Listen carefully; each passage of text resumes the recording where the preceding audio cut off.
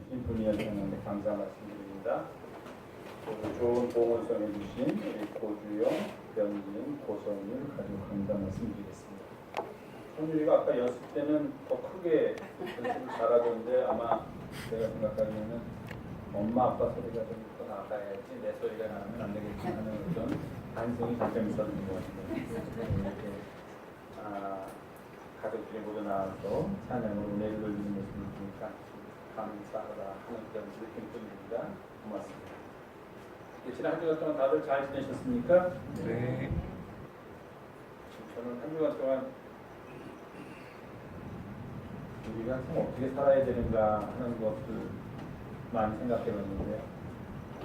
9주 전에는 하나님 비가 안 와가지고서 큰일 났습니다. 비 좀 내려주십시오. 우리가 5, 2절 때 기도를 했더니 2주가 되기 전에 하나님이 지금 공방 오게 해주십시오. 이거 여기저기 비 때문에 피해가 납니다. 그러니까 결국은 우리의 삶은 우리한테 달려있는 게 아니구나 하는 생각을 해요. 우리 생각은 또 비가 내리면 똑같이 오고 우리가 필요할 때는 있고 우리가 필요 없을 때는 없고 좀 이랬으면 좋겠는데 뭐 어떻게 이렇게 됩니까? 자연뿐만 아니라 모든 일이 그렇죠. 내가 원하는 대로 세상 일이 하나라도 제대로 돌아가는 게 뭐 그럴 때는 또 그렇지 않을 때가 훨씬 더 많은 게 우리네 인생인 것 같아요. 그러나 그런 가운데서 우리가 늘 역시 우리의 삶은 하나님께 달려있구나 하는 것을 느끼면서 우리의 믿음을 키워가면서 사는 것이 중요하지 않은가 그런 생각을 하면서 일주일 지냈습니다. 좀 가슴 아픈 한 주간이었죠. 갑자기 태양이 느닷없이 송송 커플이 탄생한다는 소식이 들려가지고서 삶의 모든 희망과 기쁨이 똑같은 텔레비전에 나오면 똑같은 텐데도 불구하고 왜 갑자기 다른 남자의 여자가 된다고 그러면 그렇게 마음이 아프다. 네, 뭐 G20이라는 세계 20개 강대국들이 모여서 회의를 합니다. 아마도 G20가 결성된 게 그렇게 오래 전에 된 건 아니고요. 우리나라도 IMF라는 걸 겪고 또 2008년도에는 미국서부터 시작된 서브프라임 모기지 문제를 인해서 또 금융위기를 겪고 하면서 세계 여러 나라들이 이제 더 이상 한 나라의 경제가 그 나라의 조건에 의해서 결정되는 것은 아니다. 서로 나라들 간에 긴밀하게 연결을 해서 연락을 하면서 세계 경제를 살리는 방향으로 나아가야겠다 하는 그런 좋은 뜻의 각성에 의해서 생긴 게 G20입니다. G20는 20개국이라는 뜻이고요. 우리나라에서도 한 번 있었습니다. 이명박 대통령인데 그래서 이제 아마도 제가 2년에 한 번씩 이렇게 돌아가면서 모여서 같이 회의를 하는데 그 세계에 한 200여 국의 나라가 있는데 그 20개의 나라에서 세계 경제의 80% 이상을 관리하고 있습니다. 그러니까 이 사람들에 의해서 결정되는 게 굉장히 중요한 결정이다 하는 건데 또 그러다 보니까 거기에 반대하는 사람들은 왜 너희들이 세계 경제를 결정하느냐? 너희들이 자국의 이익을 위해서 결정하는 그 결정 때문에 오히려 세계는 기아로 고통당하는 사람들이 늘어나고 난민도 늘어나고 전쟁도 늘어나고 그런 모든 세계에서 일어나고 있는 잘못된 일의 원인은 바로 너희들이다. G20이다 하는 사람들이 그 G20가 열리는 회의장 부근에서 또 많은 시위를 하고 있다는 소식을 저희가 접해들었습니다. 저희 나라 대통령도 거기 참석해서 저는 그런 생각이 조금 들었습니다. 어줍지 않은 일 가지고 왜 갑자기 요새는 또 문비어천가를 하고 있는가? 이게 나라가 이렇게 되면 안 되는데 하는 그런 반성을 해봤는데 저도 현재 대통령을 굉장히 지지하고 그 대통령이 나라를 좀 다르게 이끌어갔으면 좋겠다. 지금까지 쌓인 우리들이 흔히 얘기하는 적폐들을 쌓여진 그런 모든 폐단들을 좀 청산하는 일에 앞장섰으면 좋겠다는 그런 지지하는 입장에 있는데 갑자기 뭐 그분이 잘못됐다는 게 아니라 그분을 미국 대통령이 한 번 악수하자고 한 게 그렇게 크게 뉴스가 되고 뭐 난리를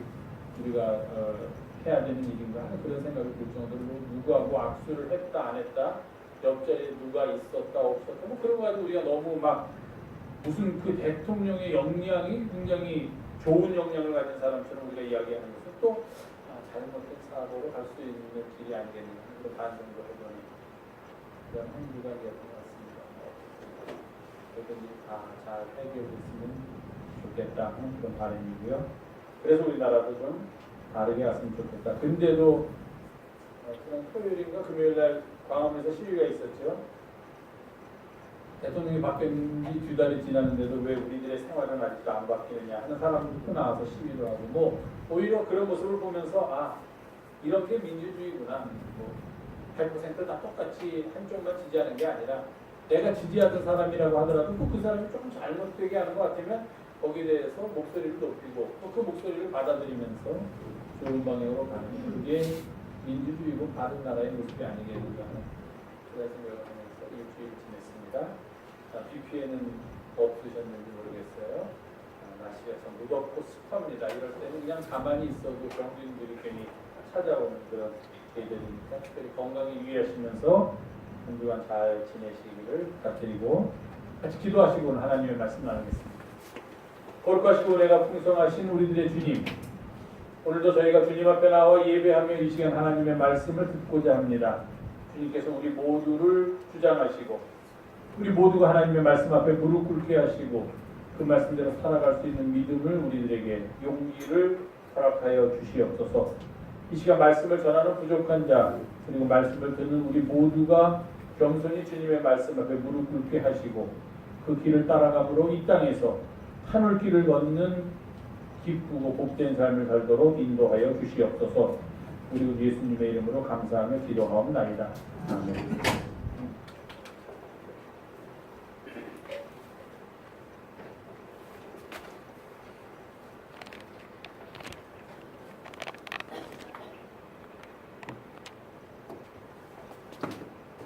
오늘은 창세기에 있는 말씀을 드리려고 합니다.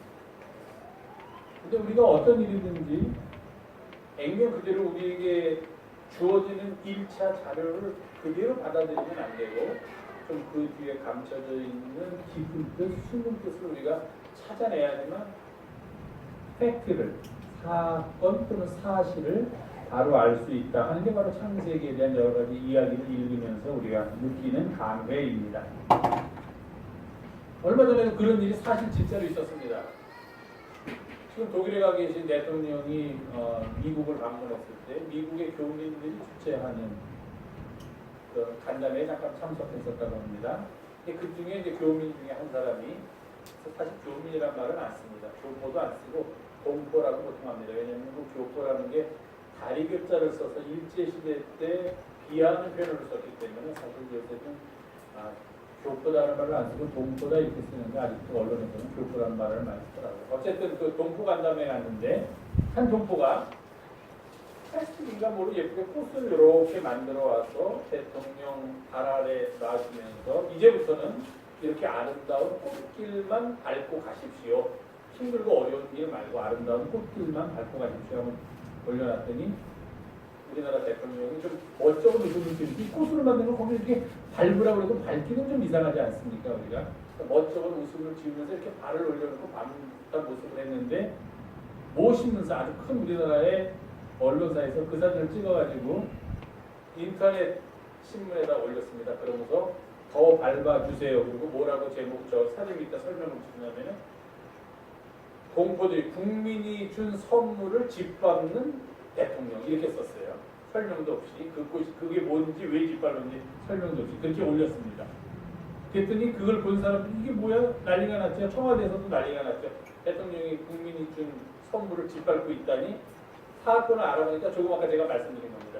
이제부터는 이렇게 아름다운 꽃길만 밟고 가십시오. 지금까지는 너무 험한 길을 걸어오셨으니까 우리나라도 험한 길을 걸었으니까 아름다운 꽃길만 밟고 가세요 해서 상징적으로 만들어온 꽃으로 된 장식을 놓고 대통령 보고 밟으라고 해서 대통령도 좀 멋쩍으면서 이걸 밟아야 되나 하는 심정으로 발을 올려놨는데 그거를 사진을 찍어가지고서 인터넷에 올리면서 국민이 준 선물을 짓밟는 대통령 이렇게 제목을 달았다는 거예요. 참 이게 어이없는 일이죠. 우리가 알고 우리가 보는 게 얼마나 왜곡되고 잘못된 정보를 우리들에게 전해주고 있는가. 또 우리는 잘 알지 못하면서 그런 잘못된 정보 하나만 보고서 그것이 다라고 생각하는 일이 얼마나 많은가 하는 것을 생각해주는 사건이었는데 바로 창세기에 있는 이야기들도 그렇습니다. 거기 있는 하나하나의 이야기를 보면 도대체 이게 무슨 이야기인가, 이게 무슨 성경인가, 이게 무슨 하나님의 말씀인가 할 정도로 정말 인간사에서 가장 비루한 이야기들, 추잡한 이야기들, 삼류 소설에도 등장하지 않을 만한 그런 이야기들이 당시의 상황은 어쩔 수 없었다라는 그런 이유로 인해 가지고서 그냥 마치 굉장히 중요한 이야기처럼 하나님의 말씀처럼 그렇게 써져 있는 것을 우리가 보게 됩니다. 그러니까 성경을 보더라도 그냥 말씀을 그대로 보는 것보다는 그 말씀 뒤에 감춰져 있는, 뒤에 숨겨져 있는, 또는 말씀과 말씀 사이 행간을 읽을 수 있는 그런 능력이 우리에게 필요한 것은 아닌가 하는 그런 생각을 해보게 됩니다. 창세기는 영어로 하면 제네시스입니다. 말 그대로 자동차 이름은 아니고요.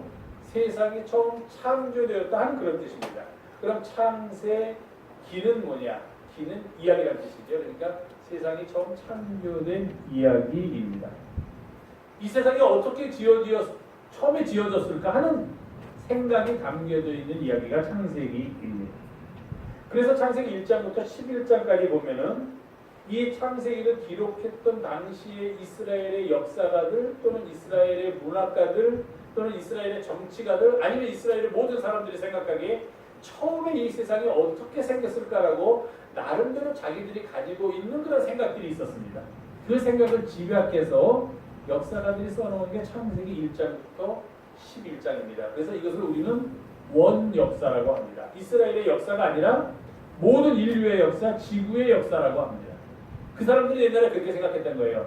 하나님이 계셨을 것이고 그 하나님의 말씀으로 이렇게 하루는 이것, 하루는 저것 이렇게 창조하셨을 것이고 그래서 처음에 창조된 인간은 이런 사람이었을 것이고 근데 이런 사람들이 이런 짓을 해서 누가 봤습니까? 아담과 하와가 에덴 동산에서 어떻게 살았는지 본 사람 아무도 없습니다. 아담과 하와가 뭐 전해주면서 자기 자손한테 우리가 이렇게 창조되었다 전해주지도 않았을 텐데 사람들이 생각하기에 아마도 최초의 인간은 이렇게 있었을 것이다.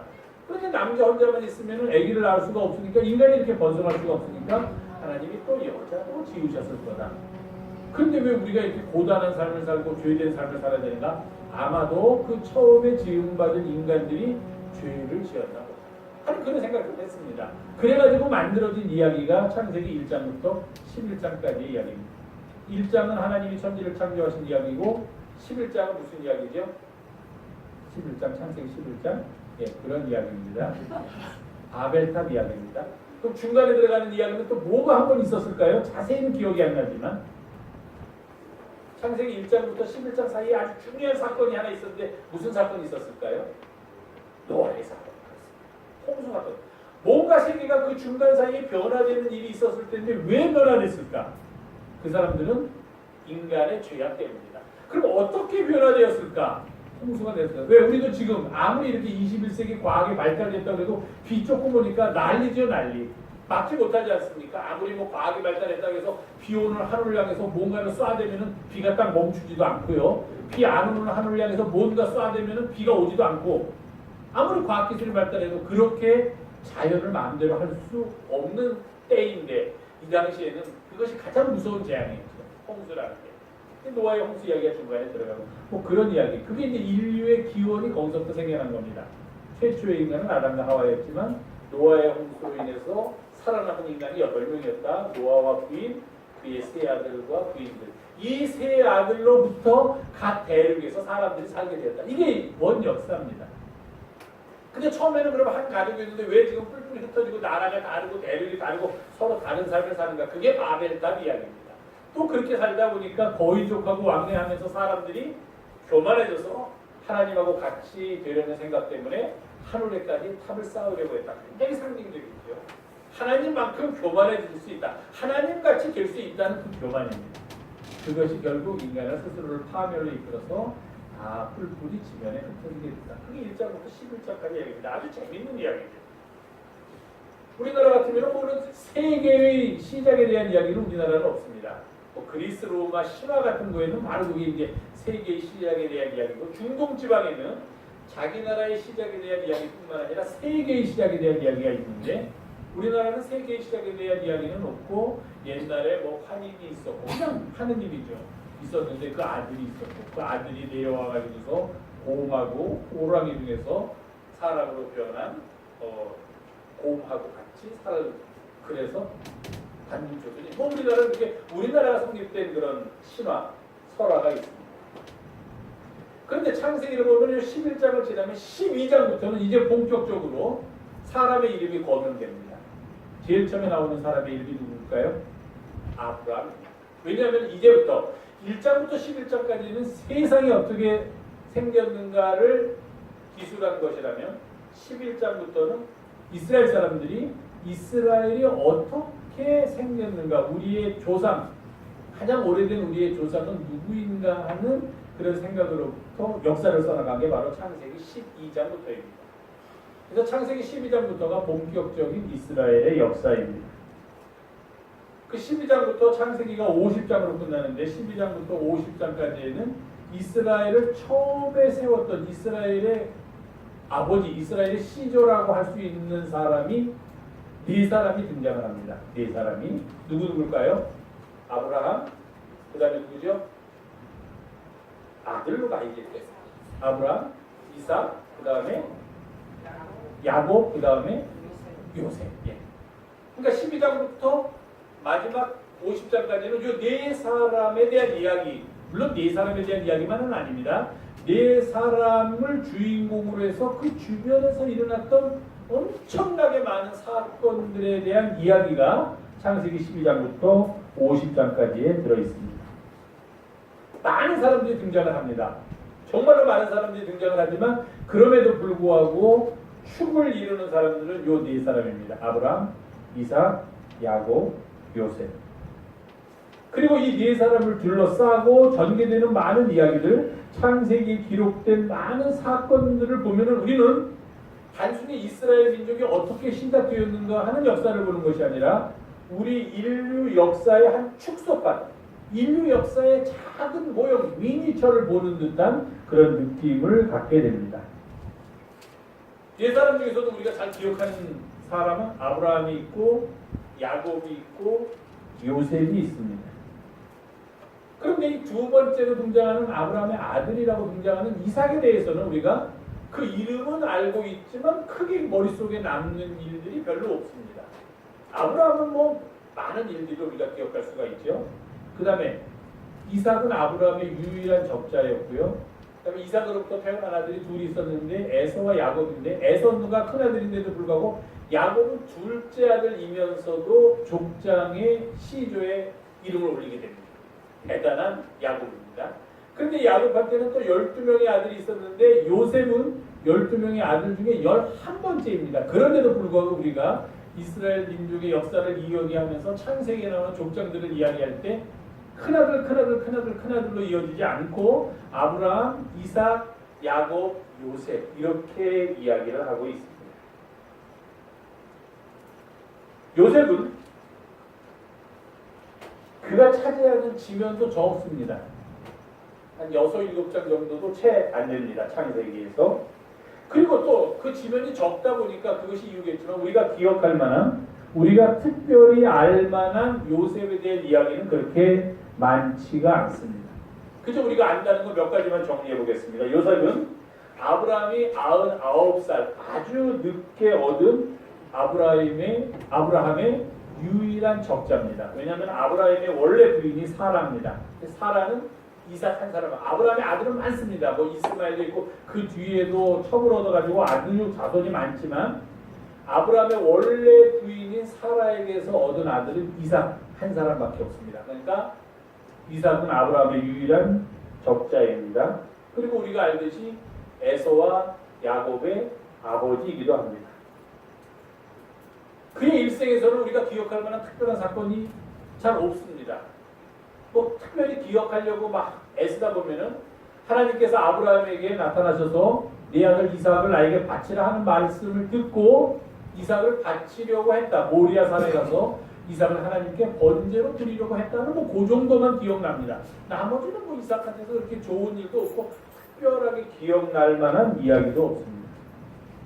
그런데 이것도 이삭의 주인공이 아닙니다. 주인공은 아브라함입니다. 우리가 흔히 얘기할 때 이것은 아브라함의 믿음을 보는, 아브라함의 순종을 보는 이야기라고 하지 이삭에 대한 이야기라고 그렇게 모리아산에서 있었던 사건을 이야기하지는 않고 있습니다. 그러다 보니 이삭의 삶에는 큰 굴곡도 없고 변화도 없고 그저 평범하게 아브라함의 늦게 태어난 아들로서 아버지 아브라함의 뒤를 이어서 가산을 잘 간직했다가 그 다음 자기의 아들인 야곱한테 그 가산과 모든 이스라엘의 그 민족이 형성될 만한 부족의 그런 여러 가지들을 넘겨주고 아니고 부족이라고 할 만한 정도도 아니었지만요 넘겨준 사람으로 우리가 기억을 하게 됩니다. 그런데 오늘은 그 이삭이라는 사람한테 좀 집중해서 함께 이야기를 나누려고 합니다. 그가 족장으로서 과연 무엇을 했을까? 이삭은 그 네 4대 족장 중에서 아브라함의 아들로서 야곱의 아버지로서 과연 어떤 삶을 살았는가 하는 것을 그의 삶의 한 편지를 보면서 그 이야기를 좀 나누려고 합니다. 이삭이 어떻게 출생했는가 다 알죠? 아기를 못 낳는 줄 알았는데 천사들이 나타나서 아브라함과 사라에게 아들을 낳을 거란 이야기를 해주고 아브라함이 99세가 되었을 때 사라도 이미 여자로서 아이를 낳을 수 있는 나이가 훨씬 지났을 때 하나님께서 낳게 하셔서 낳은 아들이 이삭이다. 예. 성장하는 데 일어났던 사건은 아까 말씀드린 아브라함이 그 이삭을 하나님께 바치려고 했던 사건. 근데 유달리 이삭에 대한 이야기를 보면은 이삭의 결혼에 대한 이야기가 아주 긴 이야기를 차지하고 있는 것을 보게 됩니다. 근데 그것도 또 이삭은 별로 등장하지도 않아요. 아브라함이 이제 자기가 나이가 많아가지고 이삭을 얻었으니까 99살에 얻었으니까 아브라함이 110살 되면은 이삭은 10살입니다. 아브라함이 몇 살에 죽었는지 아세요? 175세. 이 성공을 너무 잘하죠. 175세에 죽었어요. 그러니까 아브라함이 130세 되면 이제 할아버지죠. 130세. 지금 생각해도 130세 할아버지인데 그때 돼야 겨우 이삭은 몇 살이에요? 30세. 제가 셋째를 못 갖는 이유가 그겁니다. 제가 이제 내일모레 60인데 셋째를 가져서 나면 걔가 20살 되면 내가 8살 안 되잖아 이거는 도저히.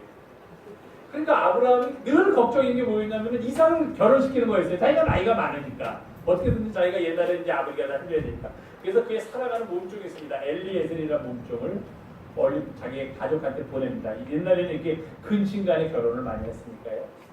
그래서 보내서 거기서 이삭의 짝을 얻어가지고서 돌아와서 이삭하고 결혼을 하게 한다는 이야기가 또 한참 차지합니다. 근데 거기는 이삭의 이야기는 별로 안 나와요. 이삭이라는 이름은 별로 안 나오고 그 엘리에셀이라는 사람하고 저쪽에 가서 만난 이삭의 부인 이야기가 나옵니다. 이삭의 부인이 누구죠?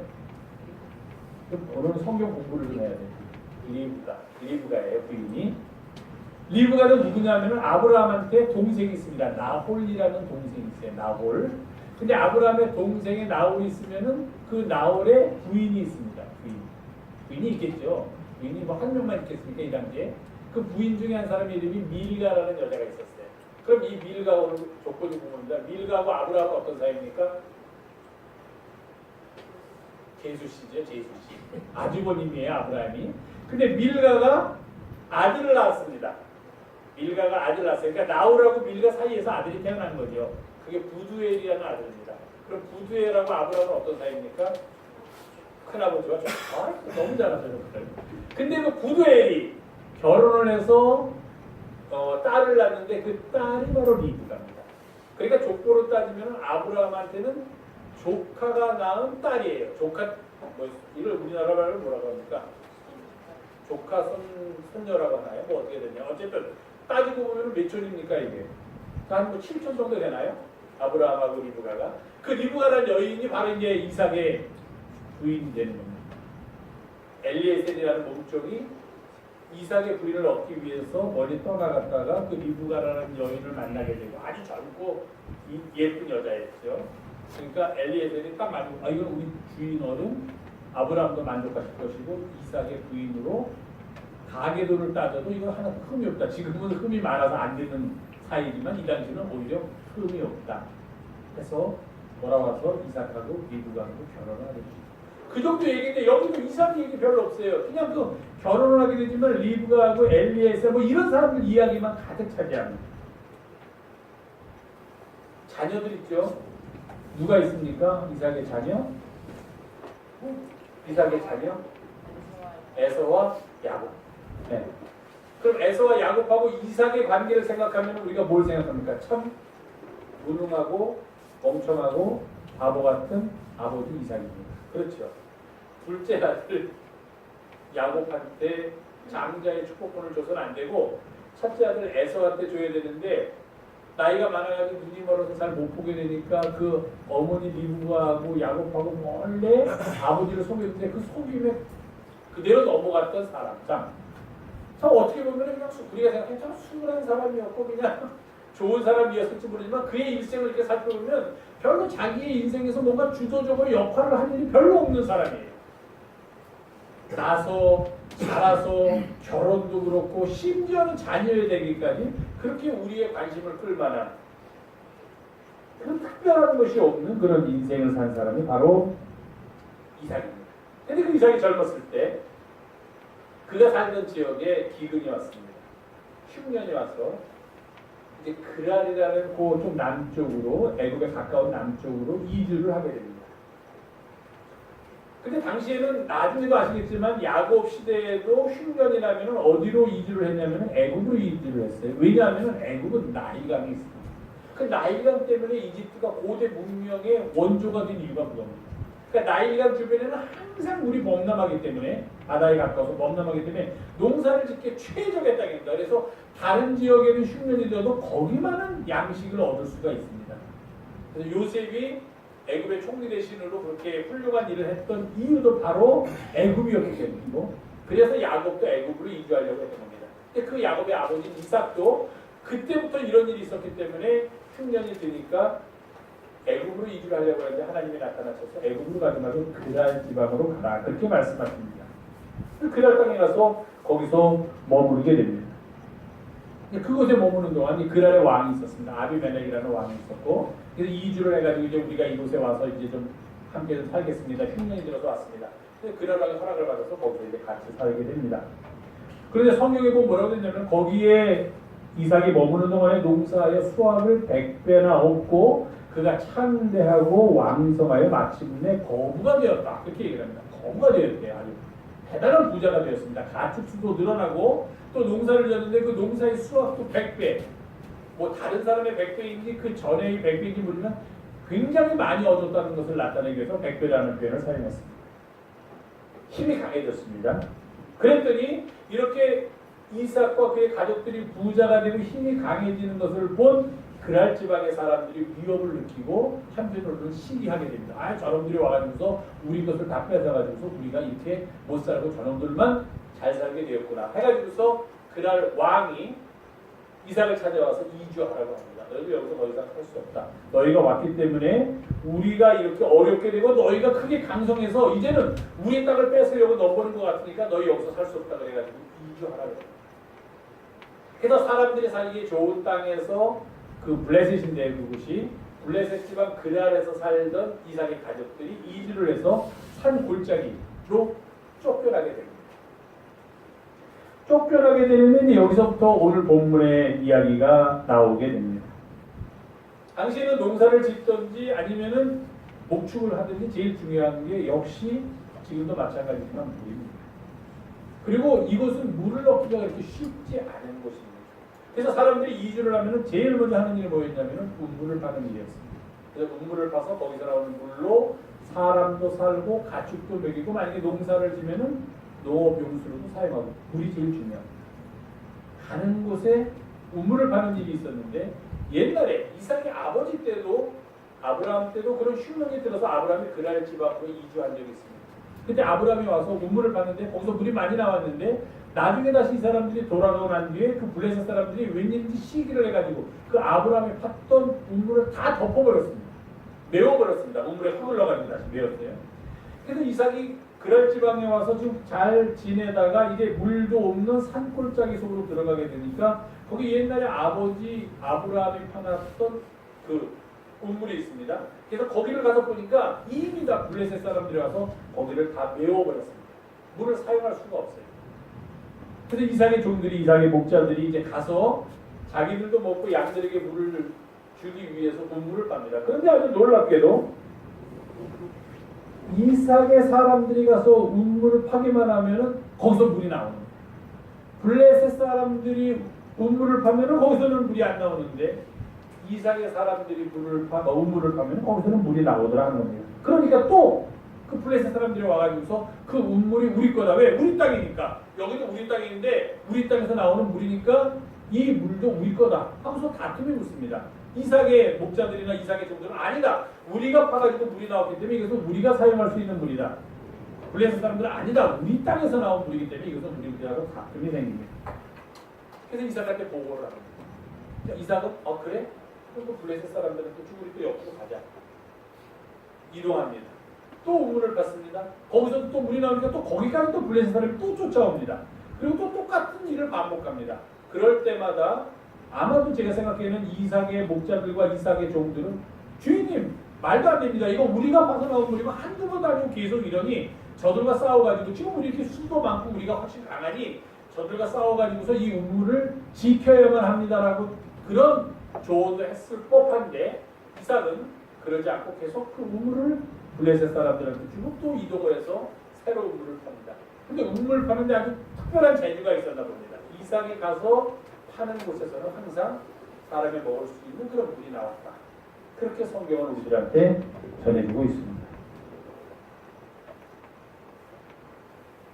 그랄 땅에서 잘 살고 있었는데 그들의 힘이 강해지니까 그랄 왕 아비멜렉이 찾아와서 그들을 이 땅에서 나가라 해서 이들이 나왔습니다.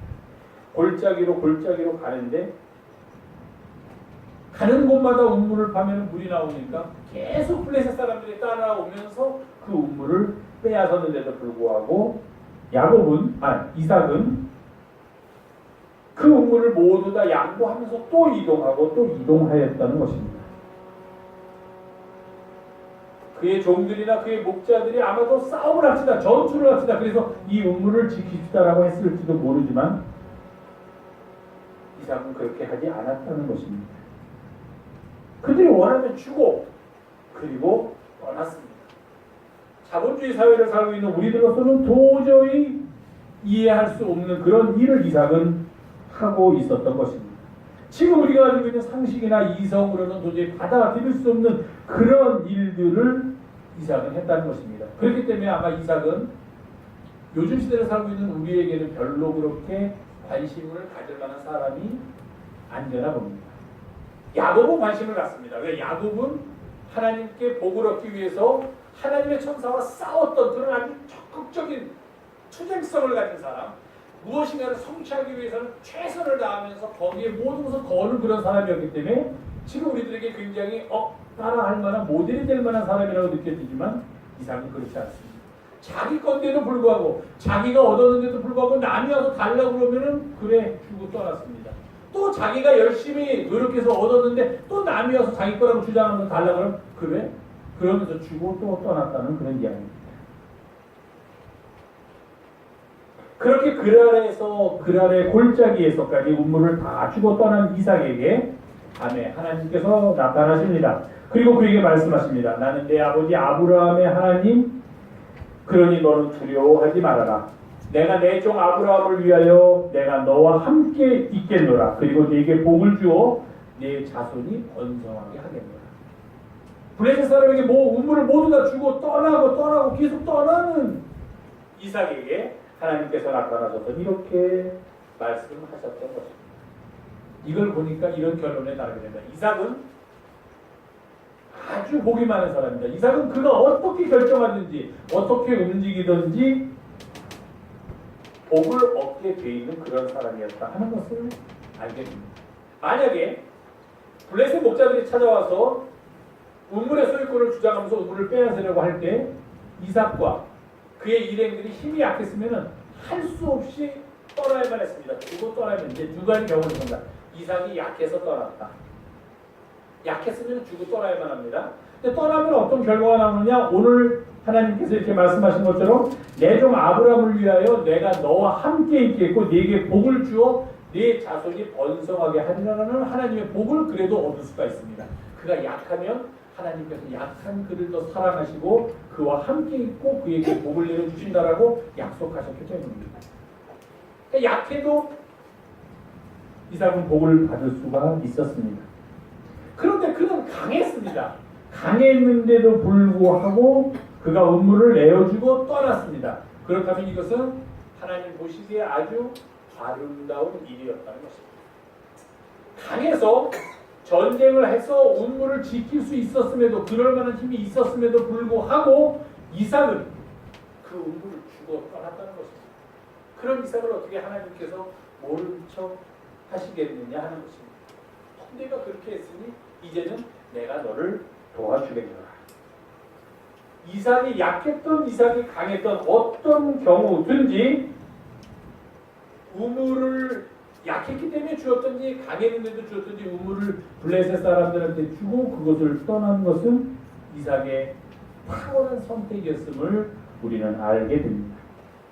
약하면 할 수 없이 떠나야죠. 그러나 약해서 할 수 없이 떠나면 어떻게 됩니까? 하나님께서 약한 자를 도우시니까 이삭을 도우실 것입니다. 강했는데도 떠났습니다. 만약에 강한데 그의 종들이나 또는 그의 목자들의 말을 듣고 이삭이 생각을 합니다. 그렇지, 이건 우리 우물인데 우리 아버지 때부터 봤던 우물인데 라고 생각을 한다든지, 또는 지금 수를 보든지 군대의 힘을 보든지 우리가 저들보다 충분히 강한데 왜 우리의 우물을 빼앗길까? 나가서 싸워라. 그래서 저들을 다 물리쳐내서 만약에 전쟁을 했다면, 블레셋 사람들과 싸움을 했다면 그 결과로 이삭은 그 전쟁에서 싸움에서 승리해서 우물은 얻었을지 모르지만 첫 번째 블레셋 사람과의 동맹, 블레셋 사람과의 신의가 깨지고 이제는 또 하나의 적을 만드는, 블레셋 사람들을 적으로 만드는 결과가 나타났을 거라는 겁니다. 그리고 더 중요한 것은 만약에 그렇게 자기의 군대를 갖고 싸워서 자기가 우물을 지킬 수 있었다면 이삭이 생각하기에 이제는 내 삶은 나의 힘으로 할 수 있다. 하나님의 존재를 잊어버리게 된다는 것입니다. 거기서 싸움에서 승리를 하였다면 그때부터 이삭은 하나님이 우리를 지켜주시고 하나님, 우리 아버지의 하나님이 우리와 함께 하실 것이다라는 믿음은 갖기 어렵게 됩니다. 나의 종들이 잘 싸우니까, 나의 군대가 힘이 있으니까, 나의 식솔들의 수가 훨씬 많으니까 이제부터는 내 마음대로 무엇인가 할 수 있다. 그러한 생각이 그에게 들어가는 순간 그의 삶 속에서 하나님은 거하실 자리를 잃게 됩니다. 그러니 약해서 도망가듯이 떠났든 그러면 하나님이 도와주셨을 것이고, 강한데도 불구하고 그 운물을 그들에게 내주고 떠났던, 그러면서 그는 하나님의 복을 받았다. 어떤 선택을 했든지 이삭에게는 탁월한 선택이었는데 이삭은 후자의 길을 선택했습니다. 왜냐하면 그가 강했기 때문에. 그런데 그는 강한데도 불구하고 그 힘을 과시하면서 자신이 강하다는 것으로서 자신의 삶을 영위하려고 하지 않았고, 자기가 가진 것을 블레셋 사람한테 주면서 오히려 하나님으로부터 더 큰 복을 얻게 되었다는 것을 우리는 알게 됩니다. 그의 힘이 강했든 그의 힘이 약했든 양보하고 우물이 있는 곳을 떠남으로 말미암아 그는 오히려 그의 삶에 가장 귀한 하나님을 얻고, 그래서 마침내 그의 삶의 승리를 얻을 수 있었다는 것입니다. 살다 보면 다들 더 가지려고 합니다. 그리고 가진 것은 어떻게든지 뺏기지 않으려고 하는 게 우리의 속성입니다. 더군다나 자본주의 사회에서 살다 보면 할 수 없습니다. 살아남기 위해서는 그렇게 우리의 삶이 그쪽으로 치우치거나 그쪽으로 지향할 수밖에 없습니다. 그러나 오늘 이삭의 이야기를 보면은 때로는 더 가지려고 하는 것보다 어쩌면 놓는 것이 더 좋은 선택일 수도 있다 하는 그런 느낌을 얻게 됩니다. 아니, 때로는이 아니라 많은 경우에 그럴 수도 있습니다. 내가 조금 손해를 본다든지 내가 한 걸음 물러나는 게 지금으로 보면은 잃는 것 같지만, 그러나 어쩌면 그것이 더 큰 것을 얻게 하려는 하나님의 인도하심일지도 모른다 하는 그런 생각을 해봅니다. 아니, 우리의 삶이 다 그럴 것입니다. 자신의 힘을 믿으며 자신의 능력을 믿으며 다투면서 빼앗고 움켜쥐고 그래서 자신이 승리자가 되었다고 미소를 짓는 그런 삶을 살 것인가? 아니면 어떤 경우에도 내가 한 걸음 물러서고 내가 좀 덜 갖고 내가 좀 내어주고 하면서 이 세상은 나의 힘으로 살아가는 것이 아니라 하나님께서 내게 주신 힘으로 살아가는 것이다. 하나님의 도우심으로 내가 살아가는 것이다라는 그런 믿음을 갖고 살 것입니다. 우리의 선택입니다. 누가 강요하지 않습니다. 여러분 일로 가십시오. 이렇게 하십시오. 하지 않겠습니다. 어떤 길을 걸을 것인가? 어떤 길이 하나님이 기뻐하실 길일 것인가? 어떤 길이 더 복될 것인가? 복된 길인가? 기도하겠습니다.